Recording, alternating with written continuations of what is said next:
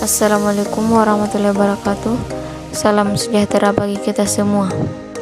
Pada hari ini, saya akan mempresentasikan tentang perubahan kurikulum KTSP, kurikulum K13 dan kurikulum Merdeka.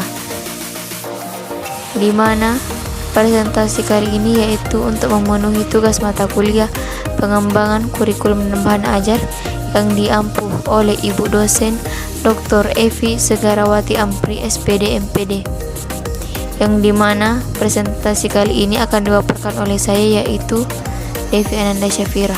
Pada materi kali ini terdapat 3 pokok pembahasan. Pembahasan yang pertama yaitu perubahan kurikulum KTSP atau kurikulum tingkat satuan pendidikan, kurikulum K13 dan kurikulum Merdeka.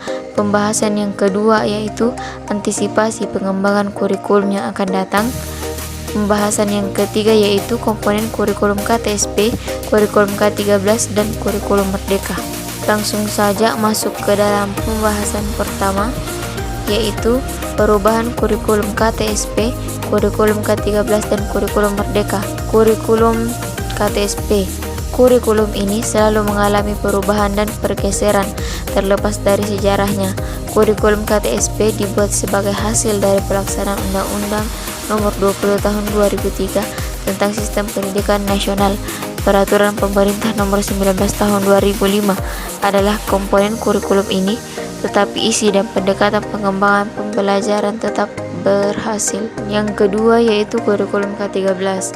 Menurut Mulyono dalam Ahmad Suryadi 2020, kurikulum 2013 bermasalah dengan pendekatan pembelajarannya. Sebelum ini, metode materi digunakan. Kurikulum 2013 berfokus pada pembentukan individu yang inovatif, kreatif, dan produktif. Yang ketiga yaitu perubahan kurikulum Merdeka. Kurikulum 2013 diubah menjadi kurikulum 2022 atau kurikulum Merdeka. Kurikulum ini disahkan oleh Menteri Pendidikan, Kebudayaan, dan Teknologi. Kurikulum ini menawarkan berbagai jenis pembelajaran intrakurikuler untuk memaksimalkan tersebar luasnya pendidikan di Indonesia. Selain itu, pembelajaran intrakurikuler yang beragam dari kurikulum Merdeka memberi siswa cukup waktu untuk memahami ide-ide dan memperkuat keterampilan mereka. Masuk pada pembahasan poin kedua yaitu antisipasi pengembangan kurikulum yang akan datang. Pengembangan kurikulum sebagai suatu hal yang sangat penting, maka memerlukan strategi dalam pengembangannya agar kurikulum yang dikembangkan betul-betul berkualitas. Maka tahap awal dalam strategi pengembangan kurikulum adalah dengan memproses adopsi bahan kurikulum yang tentunya bisa berasal dari mana saja, sehingga bahan yang diperoleh bervariasi tergantung siapa yang memperoleh dan dari mana bahan tersebut diperoleh. Adapun proses tahapan dilakukan untuk menyeleksi bahan kurikulum secara formal yaitu yang pertama identifikasi kebutuhan. Hal pertama adalah proses penyeleksian bahan kurikulum adalah mengidentifikasi kebutuhan. Dalam hal ini, para ahli mengemukakan bahwa kebutuhan adalah ketidaksesuaian antara kenyataan dan keinginan. Yang kedua yaitu mencari dan memperoleh bahan kurikulum. Dalam proses mencari dan memperoleh bahan kurikulum tersebut, pengembang kurikulum yang dalam hal ini pendidik harus secara aktif melakukan terobosan dan berinovasi, serta terus mencari sampai menemukan bahan ajar yang relevan.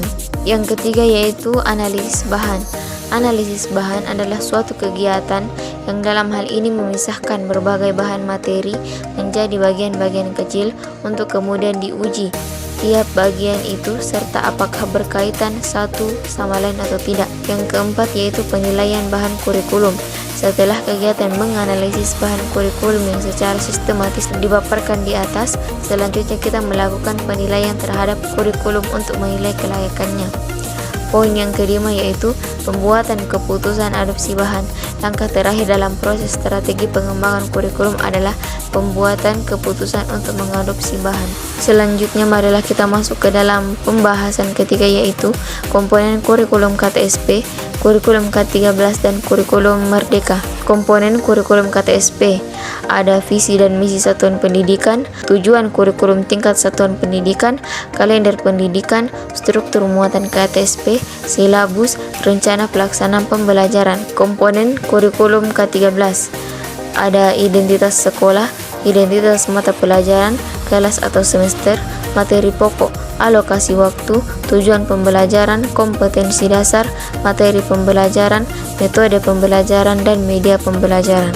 Komponen yang selanjutnya yaitu komponen kurikulum merdeka, di mana terdapat struktur kurikulum, rencana pelaksanaan pembelajaran atau RPP, modul ajar, intrakurikuler, kokurikuler, ekstrakurikuler. Nah, itulah tadi pemaparan materi singkat dari saya.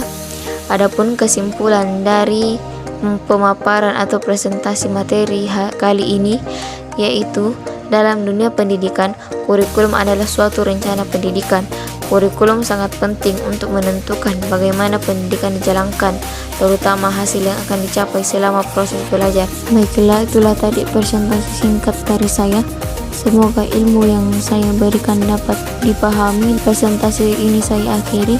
Wassalamualaikum warahmatullahi wabarakatuh.